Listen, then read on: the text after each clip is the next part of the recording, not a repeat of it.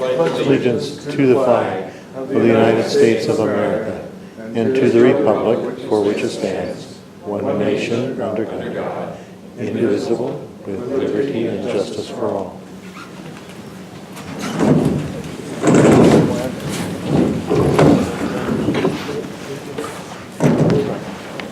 Yes, Misty, if you would call the roll, please.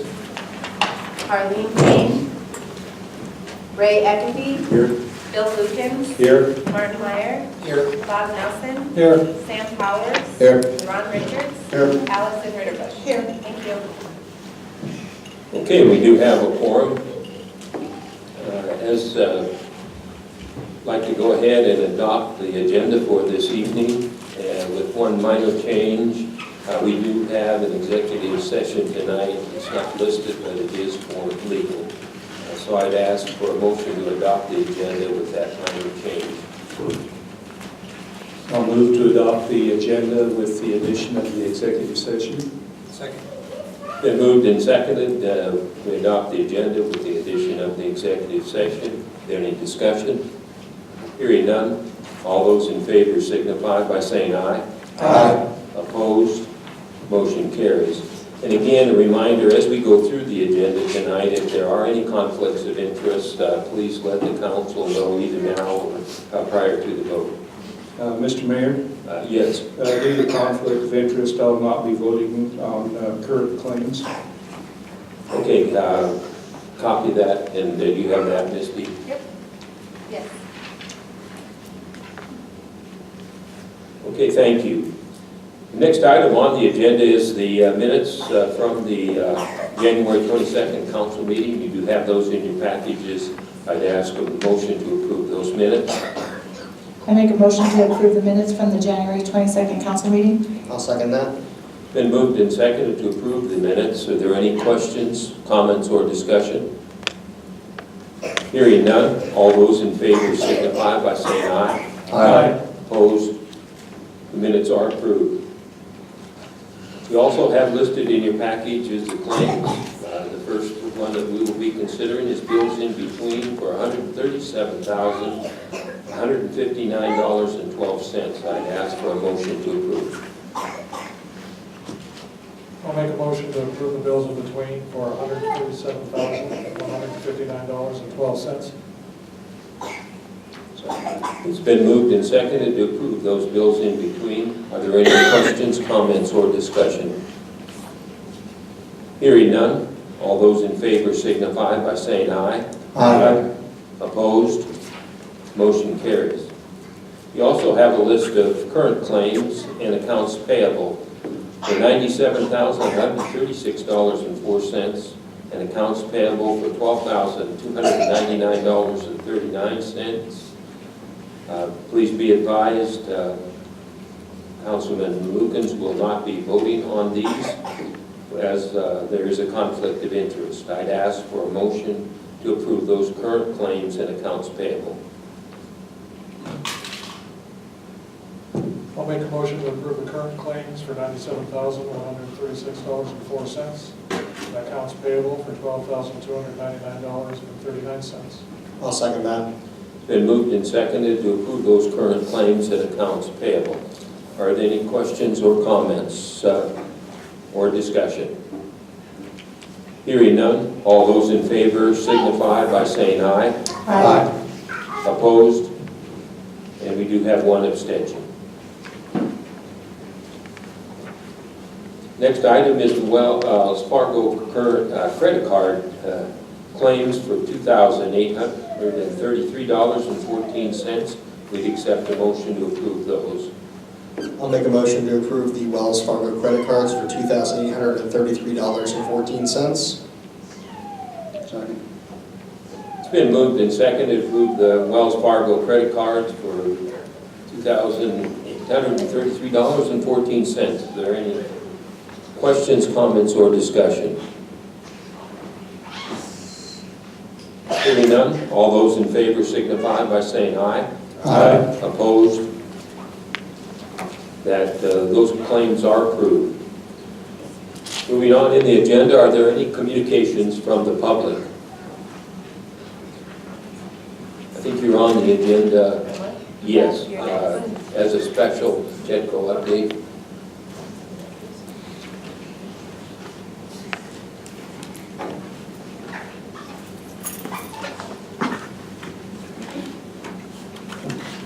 My name is Margaret Jackson. I live at 105 South 4th Street. I am here today to ask you to publish legal notices in both newspapers in town. My position is that by neglecting to publish public notices in Fall River County Herald, you are creating unnecessary obstacles between residents and important information regarding city activities. Citizens expect to be provided taxpayer-funded notices when we purchase a local newspaper. The semantics of the postal permit aside, readers of the Herald are getting their news from established local journalists who have served us for years. We're very fortunate to have comprehensive local news coverage here. In small towns across the country, giant corporate conglomerates buy up the local newspapers, then gut newsroom staff to increase shareholder profits. The result is a lack of meaningful news. The city needs to treat readers of both the Herald and the Star equally, and any favoritism, meaning exclusive access to the posting of legal notices, is harmful to accountability and transparency. I am asking you today, please prioritize providing Hot Springs citizens with the services we require.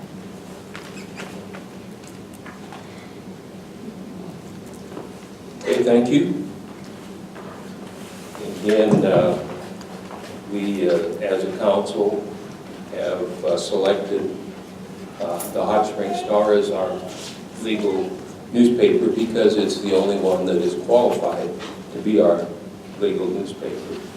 And it was the council's decision not to invest additional monies to publish in both papers.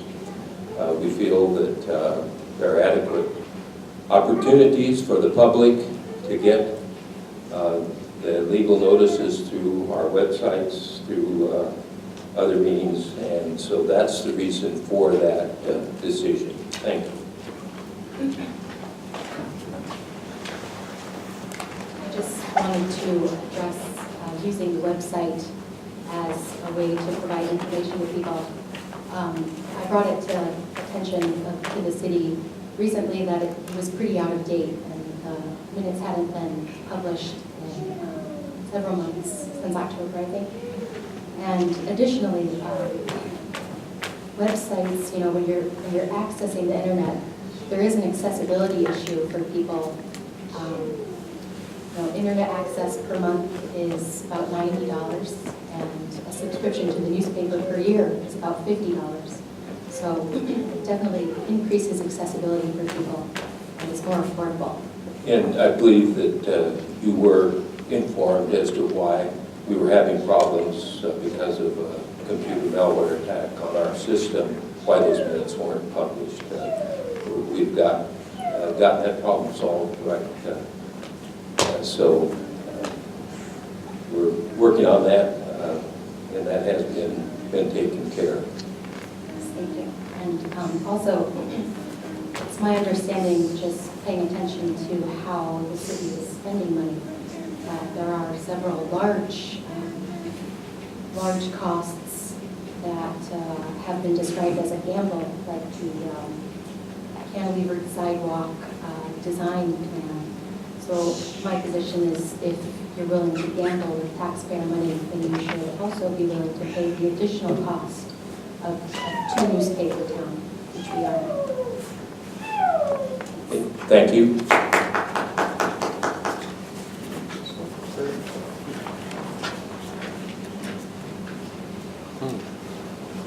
Are there any other communications from the public or any comments from the council? I don't have a comment, I just have a question, because I know when we did vote, we were voting as to what would be the official newspaper, where we would legally post our minutes. I don't remember there being a consideration, and I know perhaps that would be something we could discuss with Brett, to also publish them in the Herald, even though it's not our official paper. I don't know exactly what the cost is for doing that. But that would be something as a council person I would consider if we looked at it that way, not as the official newspaper, but as another source for people to get information about what happens at the council meetings. It is a significant expense. I can Was it? share with you what it is. It should be similar. What we'll do, Ms. D, is we will go ahead and refer that to the admin and finance as an agenda item and look at it. Thanks, Marty. Are there any other comments from the council? This time we move on in the agenda to the Shedco update. Good evening, everyone. Is this on? Get real close to it. Really close. Yeah. Yeah, how's that? So, tonight I'd like to go over a list of the accomplishments that Shedco had over the past year, and it's by no means exhaustive. It's divided into our 4 strategic planning goals, which are talent retention, business attraction, retention and expansion, housing, and marketing of the community.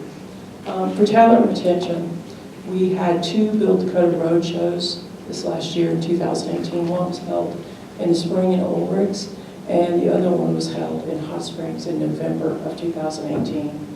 We held 1 scholarship completion workshop. We put together a nursing scholarship in partnership with the State Vets Home and Western Dakota Tech. That's going really well, and not only are they offering it to youth that are still in school, but also to their own employees who would like to enhance their career path. For our goals for 2019 are to increase attendance at the Build Dakota Road shows to include Edgemont students and parents at the evening event in the fall of 2019.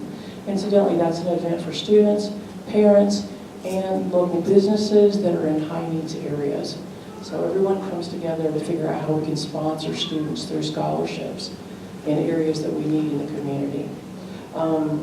We want to increase the number of business sectors that are represented at that roadshow. This last year we had 6. We want to host another scholarship completion session this month. We've had great success with students receiving fluoride scholarships in the last 2 years, and we expect it to continue. We want to encourage more youth sponsorships by businesses in the area. We also hope to utilize the career and technology education options in partnership with the Schools for Workforce Development. Those are the career and technology education grants. Last year, they decided to allow economic development corporations, not just school districts, to apply. So I'm talking with schools about that. Under business attraction, retention, and expansion, we had the 80 Advantage Site Selection Conference in March of 2018. We had 97 attendees. Spearfish had 110, so we did pretty good. 2 Southern Hills Economic Development Summits. One conference was held in March in Custer, and the second one was held in October in Hot Springs. We also, on the same day, had an impressions tour of downtown Hot Springs. 5 communities were represented, as well as housing development. We toured 17 businesses, and the focus of that impressions tours was to take the other community members and leaders to businesses that are unique to our community, so that when they are putting out information about the region, they can say, oh yeah, you want to go to a spa? Oh, you want to go to this particular thing? They are unique to us. And folks from Hill City, Keystone, Custer, they were very impressed with our downtown. It was really heartening. We are in the process of listing all the commercial properties in Fall River County on the Shedco website, and that'll be an ongoing process. We held a social media workshop in October and a QuickBooks workshop in the spring. Our rural business development grant was completed this last fall. We used that to design a county-wide hydrothermal energy map, which is lodged on our website under a tab called hydrothermal study. We developed a local foods marketing analysis to figure out how much we could actually produce and sell just in the Black Hills area. There are markets at the hospitals, there's markets through Xanterra, which is the food contractor in Mount Rushmore. They are mandated by the federal government to get 30% of their food locally, and they can't do it. We also designed an interactive heat loss spreadsheet for various types of greenhouse construction and heat sources. Our specialty crop block grant, it's a lot of long words, which we received in September, will be used to build out a hydrothermally heated year-round greenhouse prototype. Our partners are SDSU, that's the Agricultural Engineering Department, Western Dakota Tech, and Sweet and Sassy. I'd like to take this opportunity to clarify that Sweet and Sassy, which is a for-profit business over by Provo, was not the recipient of the grant. The grant was for the design and development of a system to distribute and control the heat inside the greenhouse for year-round growing. So that means that the Brunsons have to buy the greenhouse, they have to develop the foundation and bring the water to the structure. So that's all their cost and their risk. The SDSU group of 10 students and 2 instructors have been to the site 4 times to develop plans and will be back in March to assist in the build out of the structure. We had our Shedco annual banquet on January 18th, and I asked for all the businesses that were either starting up, expanding, or purchasing to stand up. All the businesses in all of 2018 and the first 6 months of 2019. 15 stood up and introduced themselves, and I have a list of the businesses. This is a few more that I know about in town, but it's not exhaustive.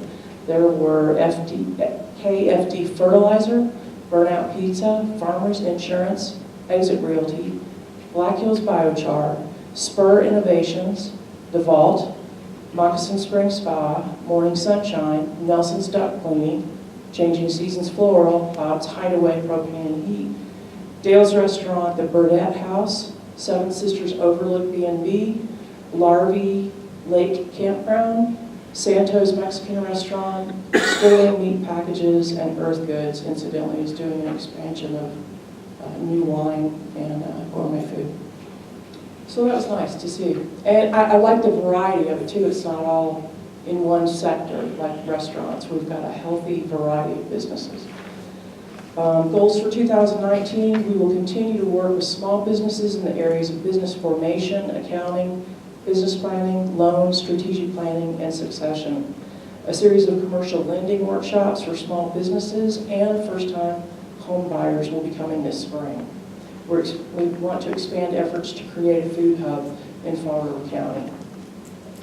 Under housing, the housing team, one of the 5 community engagement initiative teams, headed by Brian Spitzer, met twice in 2018 to drill down on types of housing that are needed based on the housing study that the city completed, and what developers would be interested in working in Hot Springs. Shedco proposed the Bulldoze Build and Beautify grant to be used to clean up blighted properties in Edgemont and Hot Springs. That was approved last Tuesday by the county. Properties have been identified in Edgemont, not yet in Hot Springs, and we're also recruiting developers for housing development. Our goals for 2019 are to complete phase 1 of the Bulldoze Build and Beautify cycle in both communities and to acquire property for a housing development, which we're making good progress on. Under marketing, we received the Bush Change Network grant to develop a tool for mapping and marketing our community assets, and I'm very grateful to that, to the community engagement process that we went through 3 years ago. That helped me. It gave me a basis on which to put together the map. We're working regionally with 5 other Southern Hills communities to market ourselves as a region. Anymore, when a business wants to relocate, they're not looking at one town. They're looking at an area. So we are trying to define ourselves as a Southern Hills region, just as the Northern Hills is defined as a region. Our goals for 2019 under marketing, in addition to the Shedco website, our commercial properties will also be listed on the state GOED website. We will market the Southern Hills to business relocation and expansions from Colorado. Beginning this month, the Shedco minutes will be sent to the membership via Constant Contact, and we will be hosting the Local Foods Conference here in Hot Springs in 2020. And we had, under other, we had a community engagement gathering in April of 2018. I'm tired. Just from talking so much. Are there any questions about that? Do you have copies of that update? that you- I certainly do, and I'll email them to you. Sure. Well, thank you, Andrea. I know that you've been working hard. We appreciate particularly the efforts where we've been able to coordinate the housing situation. Certainly, that's one big important part of economic development. I hope that you're with us as we modernize our downtown and add access to the river, and our dream to get more people to stay downtown and give our businesses a better shot of having more customers available as a result of spending more time in our downtown area. And we certainly look to you also to help us make Hot Springs a destination for spas. I think we've got that opportunity laying in front of us, and as we look forward in those areas, we hope to link arm in arm with Shedco and those that want to move Hot Springs forward. Are there any questions or comments from the council? I know, Marty, you've been involved with Shedco. Do you have anything you'd like to add? Just to make a comment about the annual banquet as well. It was, if any of you, I tried to record some of it because it was very inspiring to hear the businesses talk, and especially when you hear people who come to Hot Springs and are impacted just by being here in a way that they said they have not, like in any other South Dakota towns. You see some businesses, and that's why they decide to come to Hot Springs. It's just there's something unique about this town. And, to see them all gathered there, and it was a great turnout. It was very encouraging to see that, and just to see how businesses responded, not only new businesses, but existing businesses that are adapting and changing as well. So, thanks.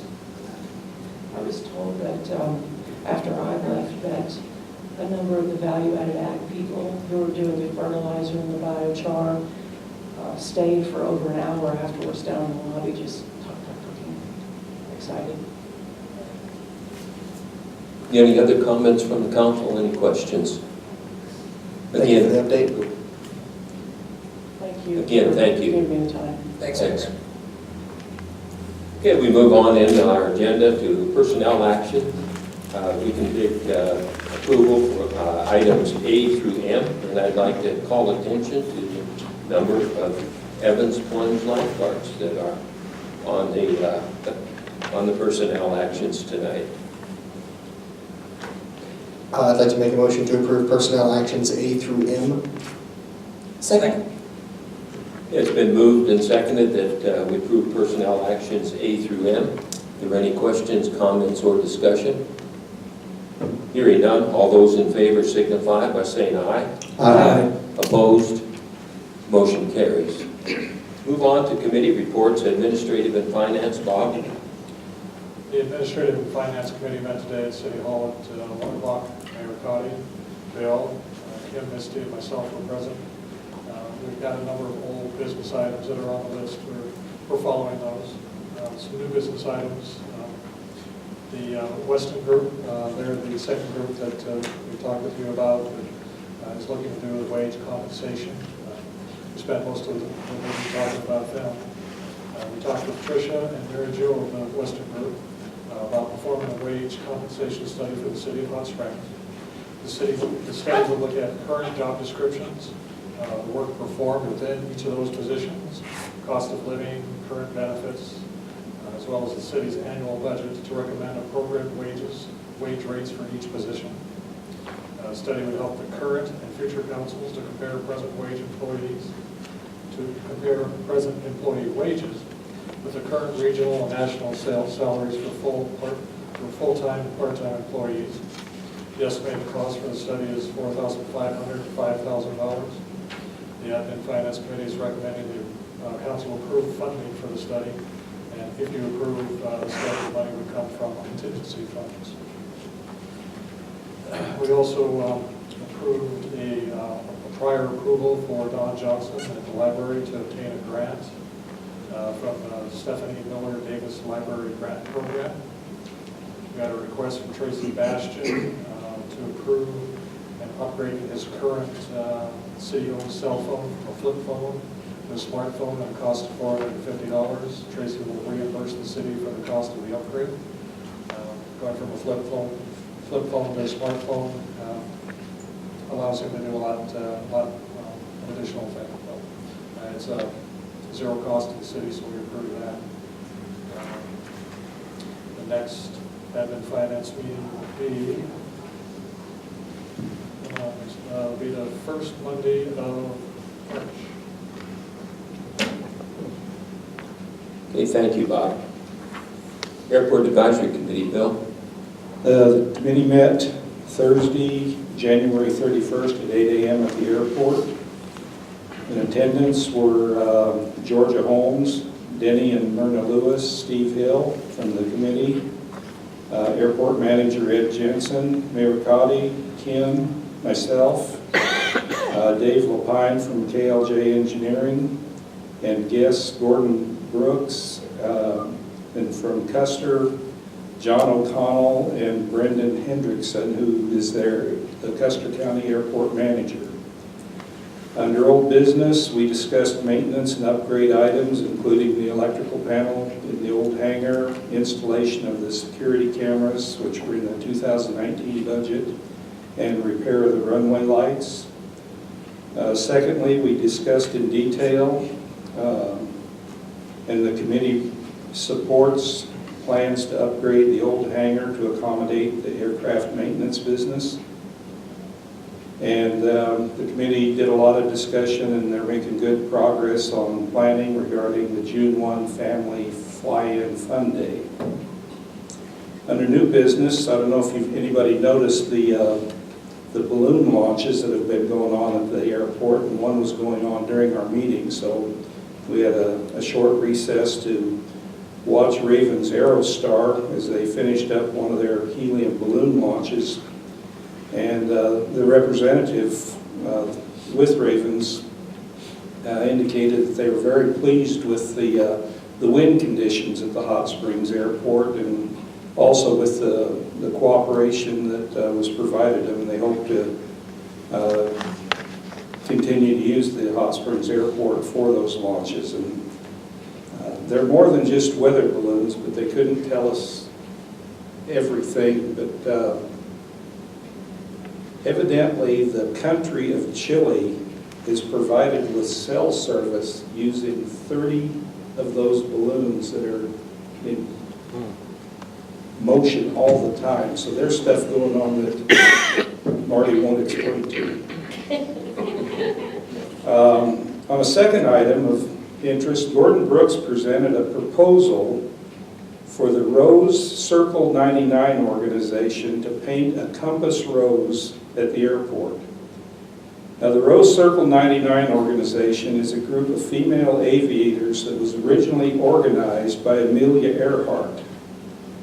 And the cost of this compass rose would be about $1,600 just for the paint, and evidently this organization will do the work. And the committee agreed to have Gordon contact a Wyoming chapter of the organization. They'll have to do scheduling and coordination work with KLJ Engineering, as they'll have to set the actual compass points. These are very quite the pieces of art as we looked at them, and they're large enough that a plane can actually pull up on them and check their compass readings on these. So they're 20, 30 feet in diameter. And so, and they can be, like I say, they turn into be pieces of art, not just, 4 points on the compass. So the committee will be looking at ways that they can fund that project.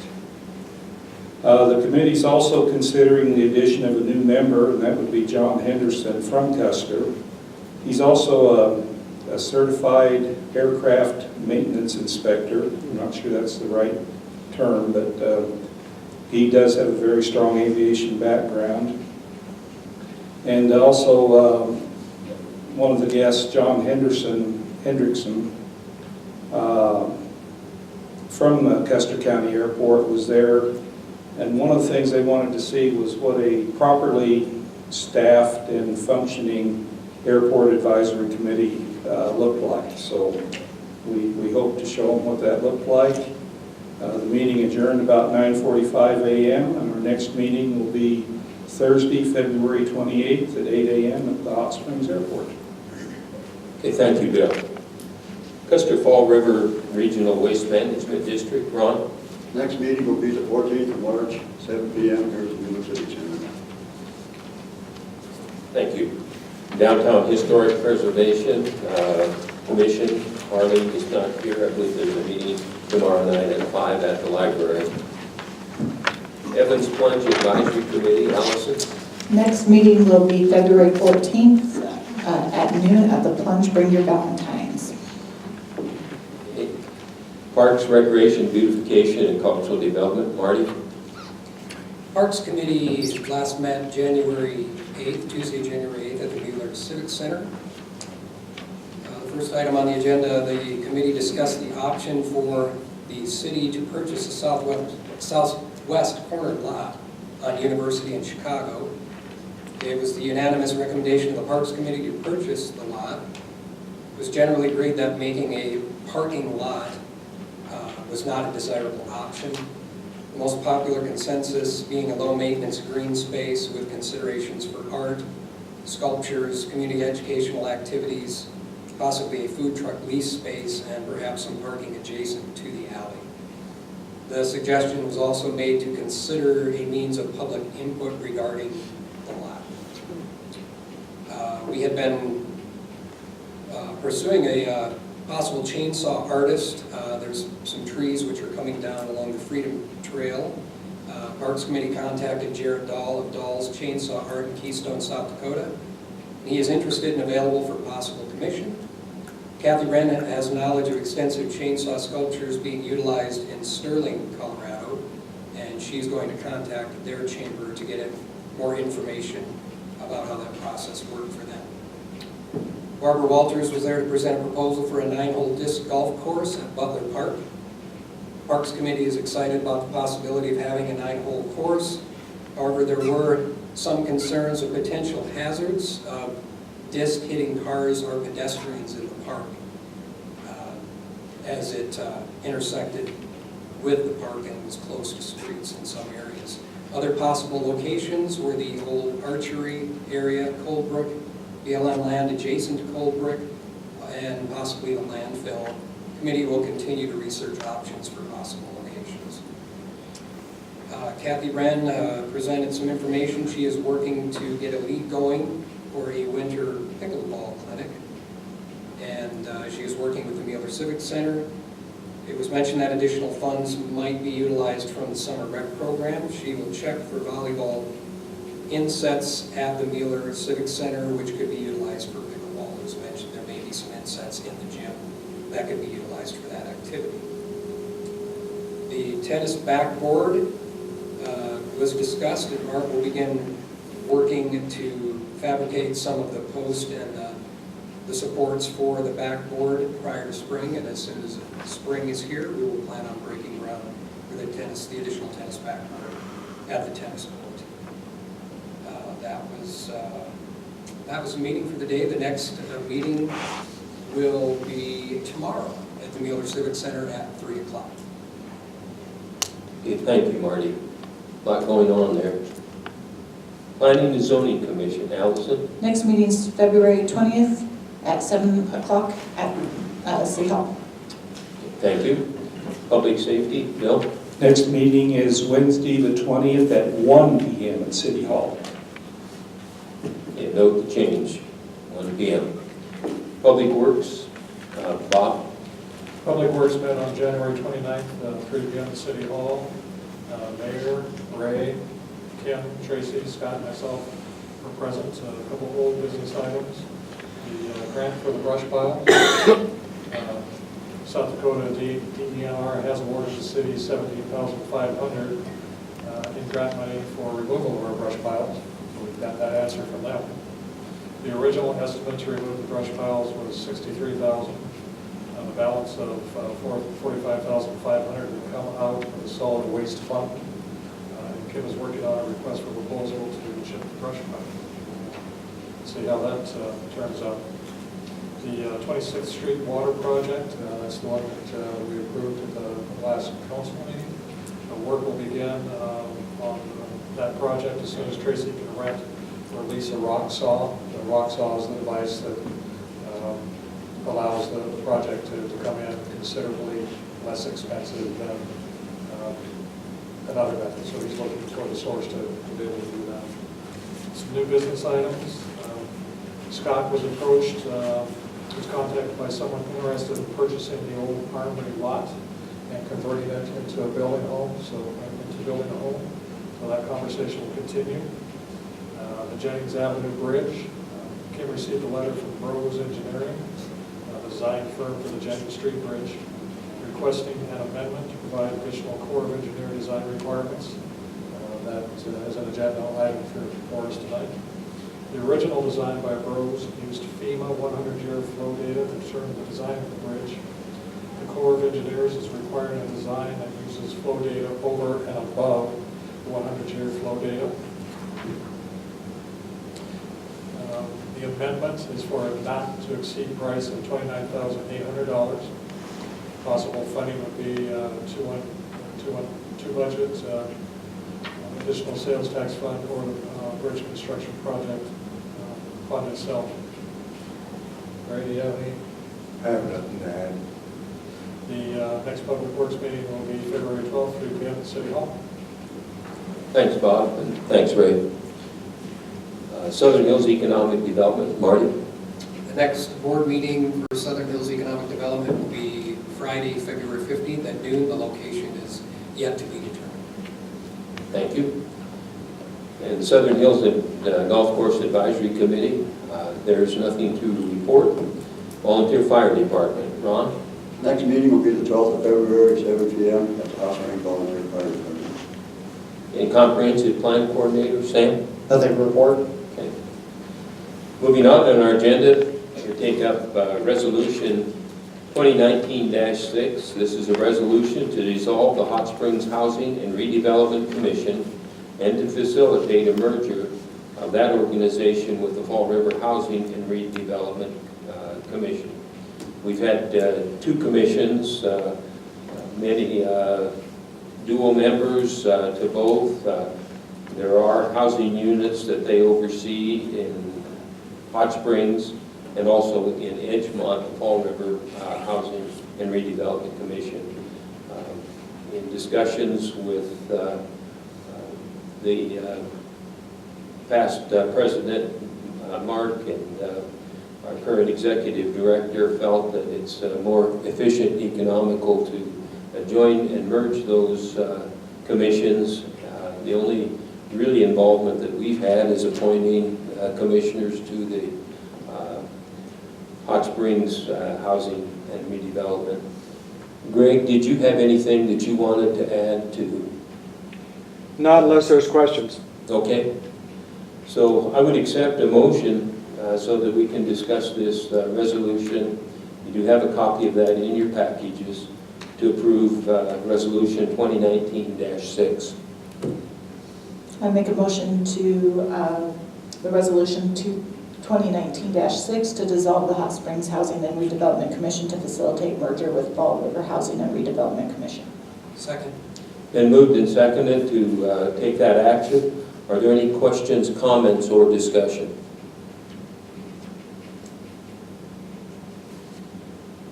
Hearing none, I would ask all those in favor to signify by saying aye. Aye. Opposed? Motion carries. We move on to new business. We do have that issue that Bob mentioned was discussed in Public Works. to approve an addendum to the Bros Engineering Jennings Bridge design contract to the amount of $29,800. Again, this is kind of a frustrating situation that the city of Hot Springs is forced into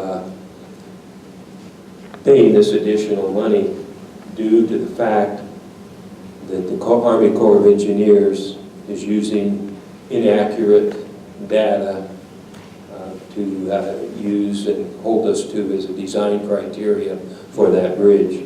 The bridge that Bros originally designed was a much safer bridge. It was a single-span bridge with no pillar in the middle. The one that has to be redesigned that will allow the bridge to be raised several inches has a pillar in the middle. As you know, if you've ever observed any floods, those obstructions in the middle of a flood channel collect debris and actually cause more harm than they do good. And so it's very frustrating to get caught in that situation where we end up as a small community having to pay an additional money out of our pockets to cover bureaucracy that apparently was not able to get the accurate flood data. They were scheduled to do a examination of our floodplain this past summer. That was not funded. Had they done that, they would have perhaps come up with some more accurate data than the 1907 Spearfish Canyon data that they're using to hold us to. So it's, I just want to again ensure that you as a council understand why we're doing this and that our community understands why we're having to do and incur this additional cost. Are there any comments from the, I guess I'd ask for a motion to approve it, although that's a little hard to do. I'd ask for a motion to approve the addendum to the Bros Engineering Design contract. I'll make a motion to approve an addendum to the Bros Engineering Jennings Bridge design contract in the amount of $29,800 to cover costs incurred with redesign based on Army Corps requirements. I'll second that. It's been moved and seconded to make that addendum. Are there any questions, comments, or discussion? Was Bros Company aware of this before they did the initial plan? Or is this something they got blindsided? They got blindsided when we had a coordination meeting, Ron, before all the design criteria that's used, the 100-year flood design. That's common accepted engineering practice to most engineers, I guess, and unfortunately, we had a coordination meeting, and the bureaucracy at the Corps of Engineers felt that we had to use the outdated, inaccurate location data for our floodplain. The question is there, I trust this has already been considered, but is there some way to involve a third party to appeal what they decided this, or is that not possible? Anything is possible. The problem with that, Marty, and that was considered and looked at, is finding a way to maybe ask the court to reconsider, perhaps even getting a congressional delegation involved in it. The problem is we've got a big grant to build that bridge. We're under certain time constraints, and if the design is not fully certified in time, and then we can't get it out for bid and expect the bridge to be built in time. Good idea. I wish we could have. Any other questions or comments? I just want to read for the public's benefit. what Marty and Ron have been talking about, and the frustration for me in the whole thing. This is from the letter that you folks have from Bros Engineering. Due to an additional United States Army Corps of Engineer requirements concerning the design flows of the Jennings Avenue Bridge, over and above what is normally required to meet FEMA 100-year flows, Bros Engineering is requesting an addendum to the original design contract. So they did their due diligence, their professional judgments, based on how they had designed other similar structures, used the same criteria. It was the Corps that said that's not enough. And the situation the city finds themselves in is if the Corps doesn't approve it, the state doesn't approve it, and it doesn't get built. And one last piece of information on that. Understand that the current bridge that is at Jennings right now doesn't meet the flow requirements that they're having us design this bridge to.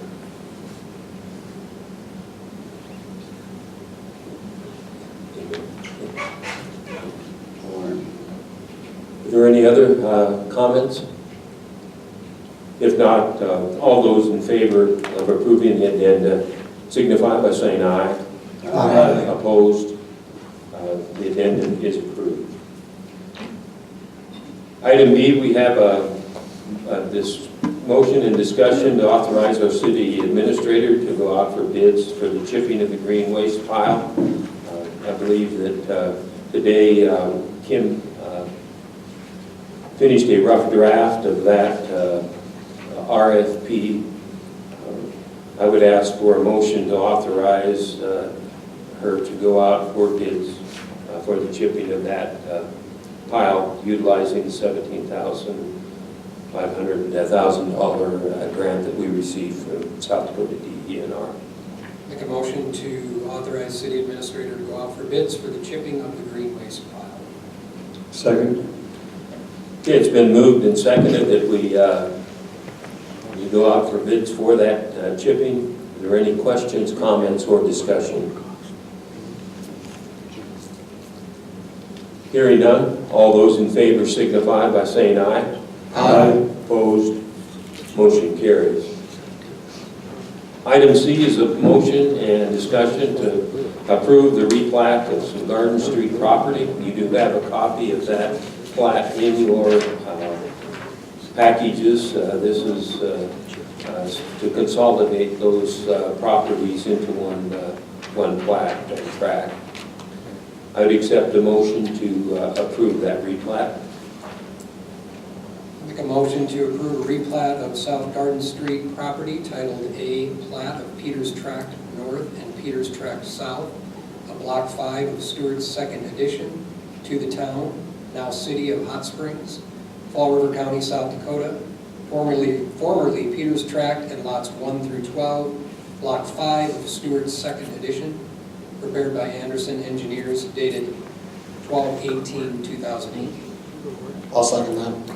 It's been moved and seconded to approve that replat. Are there any questions, comments, or discussion?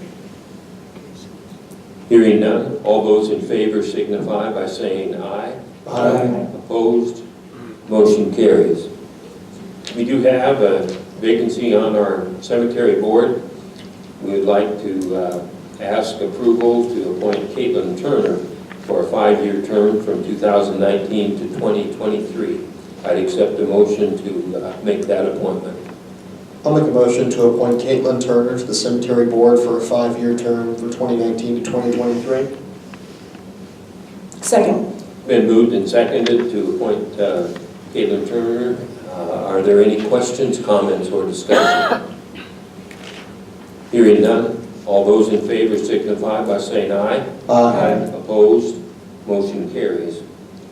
You also have in your packages a travel request from our finance officer, Misty, to attend the South Dakota Government Human Resource School in Pierre. That'll be in June 11th and 12th. I'd accept a motion to approve that travel. I'll make a motion to approve the travel request from Finance Officer Misty Summers Walton to attend South Dakota Governmental Human Resources School in Pierre, South Dakota, June 11th through 12th. I'll second. Been moved and seconded to approve that travel request. Are there any questions, comments, or discussion? Hearing none, all those in favor signify by saying aye. Aye. Opposed? That motion carries. Moving on in our agenda, Finance Officer report. Misty? Thank you, and thank you, council, for approving the travel request. I know it's early, but I am applying for a scholarship, and in order to apply, I must have council approval for the travel first.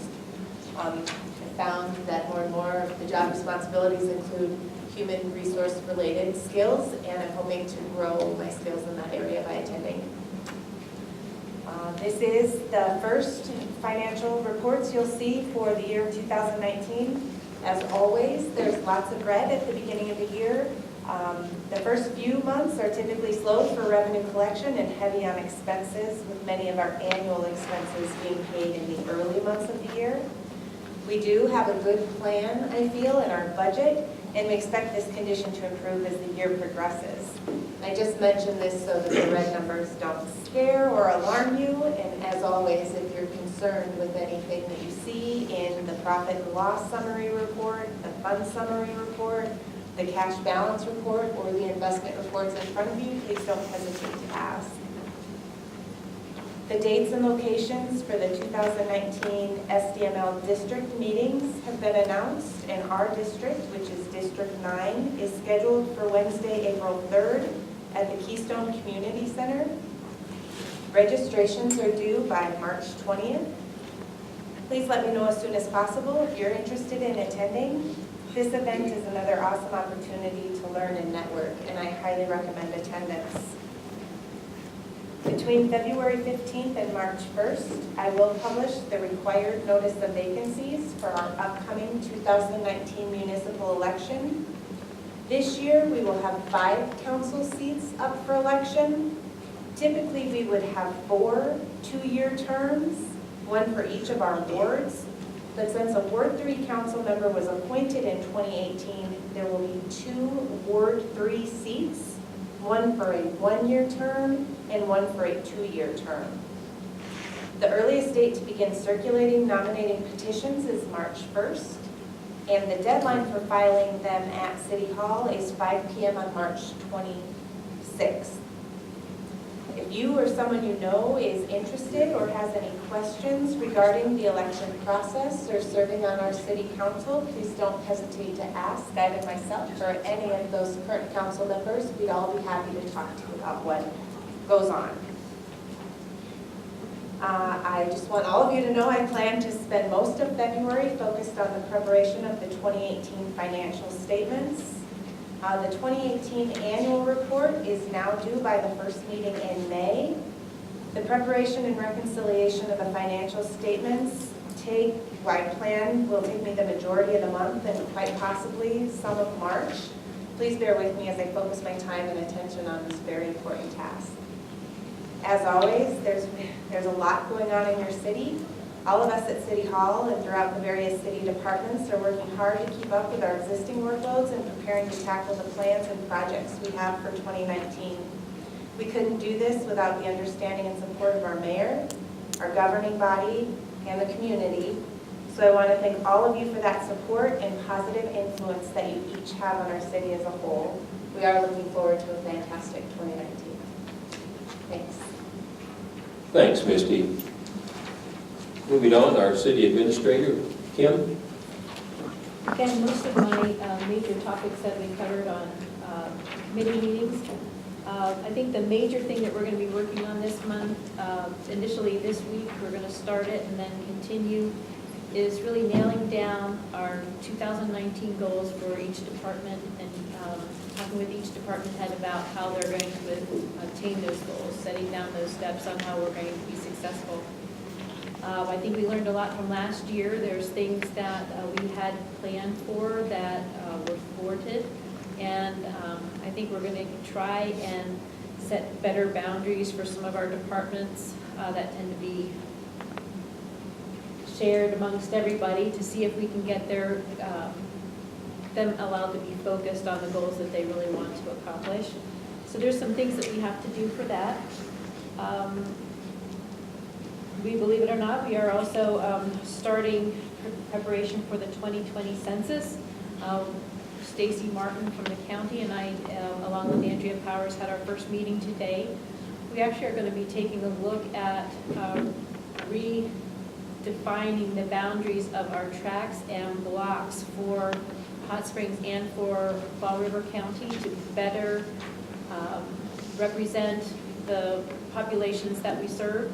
And so we'll be talking about that more probably come April. Right now, the assessor's office is really busy, so we'll be doing that April through June, finishing up in July. Again, we're working on the RFP to get the green waste out of here, and this is just a busy time in January, February for marketing. It's where you start really setting out your plans, dealing with your different marketing groups on identifying any changes that you're going to be doing for advertising for the Evans Pond Tour Southern Hills Golf Course. We had our initial website meeting with Robert Sharp Associates, really smart group. Our website, because it hadn't been updated in a couple of years, and as you can imagine, things on the internet change very quickly. We are way behind on a lot of the platforms to be able to easily change between computer or handheld viewing. So some of that stuff we're going to have to wait for and plan for next year as part of the budget change. A lot of the things we can change for now, just trying to clean things out, get it up to date. And if you're looking in our website too, you'll see that our ordinances are being reviewed by American Legal Review right now. So if you need a truly up-to-date ordinance, please contact the City Hall. We can work that out for you. The last thing that I'd like to announce is that we're having free dump days. I've talked with the street department, and they're calling April 29th to May 3rd, the spring free dump days, and September 30th through October 4th as our fall free dump days. We've been having pretty good luck with a couple of evening hours. The people who do come are very appreciative of it, so we'll probably maintain that model. I think that's all I have for now. Okay, thanks, Kim. A lot going on. And I just, Kim, I just want you to pass on, it was interesting driving to City Hall this morning, a little after 8, and street crews have been out, put sand and salt down. But what impressed me most was the Freedom Trail being plowed. Now, I couldn't tell who it was because they were bundled up, but I did check the car thermometer. It was -2 degrees, and they were out there plowing that Freedom Trail, and I really appreciate the things that they do that many times go unseen by all of us. As you know, our housing RFP should be due the end of this month, and we've got some other opportunities for the Armory property.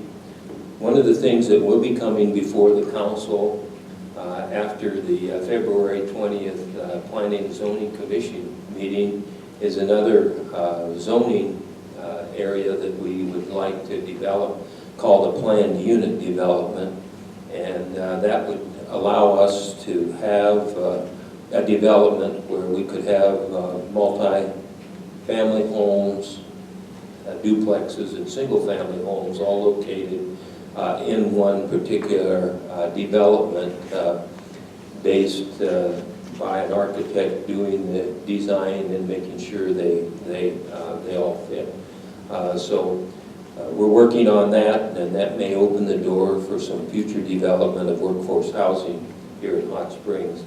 And so we'll be bringing that to the council for approval after that is discussed and the hearing takes place February 20th. Also, I want to mention that it appears that the Legion is looking and has a good opportunity to get some funds for statues that they would like to have placed along the Freedom Trail, honoring historical participation of veterans from the Civil War on up through the wars that our nation has fought. And I'm a little bit concerned that that needs to get coordinated with the Parks and Rec to get all of that put together. So Marty, I'll be having Don Ackerman get with you. And apparently when the Freedom Trail was first designed, well before even my coming here to Hot Springs, it had a master plan that was to include honoring veterans throughout all the wars along the trail. And so, and I think that's a very interesting and good thing to do. I was watching a video clip from the commissioning of the USS South Dakota, a submarine named in our honor. Very proud of our congressional delegation, did our state very well. But I think one of the things that Senator Rounds brought out was that South Dakota had the highest per capita involvement in World War II than any other state in the Union, which says a lot about our citizens and the support of this nation that they give. And so that was one thing that really struck me on that. But again, that fits in line with our becoming more and more of a veterans town and a draw for veterans to come and visit us. One thing that I did want to mention to the council tonight, just before I left to come home, I got a very concerning email from Back Hills Badlands concerning Senate Bill 105 and House Bill 1251. These are bills that have been proposed by our legislators to address a problem of horse racing in Fort Pierre and Aberdeen. South Dakota has 2 locations. They have 8 days of racing all year round, and they want to take 5% of the marketing budget from South Dakota Tourism to support those horse racing events. Apparently, the companies that had been doing that have gone bankrupt and has reduced the money available to put these events on. And so these Senate bills and the House bill want to support that. I plan on writing an email, particularly to one of the ones who introduced that bill, Julie Fry Mueller, who is our representative from District 30. Now, I want to tell you why I'm concerned about that, because taking that 5% out of the tourism marketing budget takes about $340,000 out of how we market the second leading industry in our state. The South Dakota Tourism hires a company called Longwoods ROI who does research to show the impact of our advertising. And their research shows that decrease of $300 and some thousand would mean a potential loss of over $1 million in state tax, sales tax revenue. We can't afford that.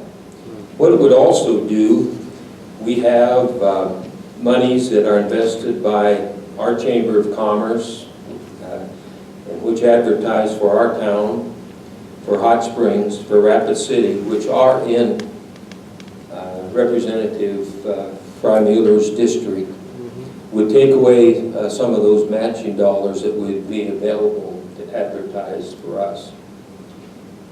Taking 5% of the tourism budget that brings people here literally year-round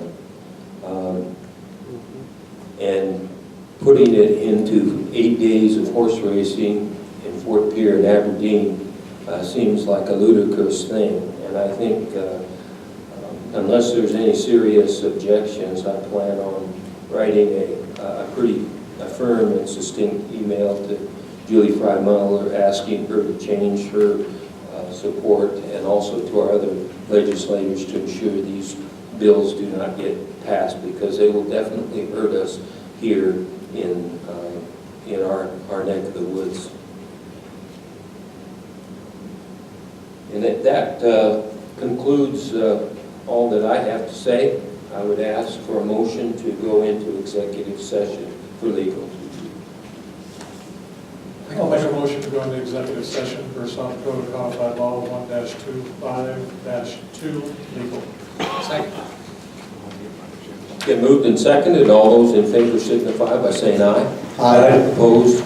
Motion carries. There will be no action taken subsequent to the executive session. I gotta go home because it's not time for work. I hate going home and then I have to go back out.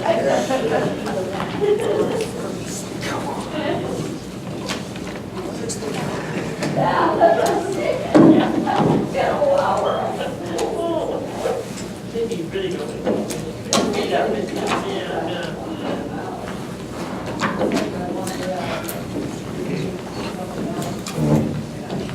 And we'll go back into session at 8:24. I'd accept a motion to adjourn. I'll make a motion to adjourn. Been moved and seconded to adjourn. All those in favor signify by saying aye. Aye. Oh,